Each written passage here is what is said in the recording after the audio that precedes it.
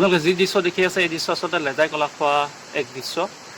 ডিব্ৰুগড় জিলা পশ্চিম ৰাজচক্ৰৰ অন্তৰ্গত 115 নং মৰাণ বিধানসভাৰ সমষ্টিৰ এয়া হৈছে লৰুৱা মৌজা লেজাই কলাখোৱা দৃশ্য।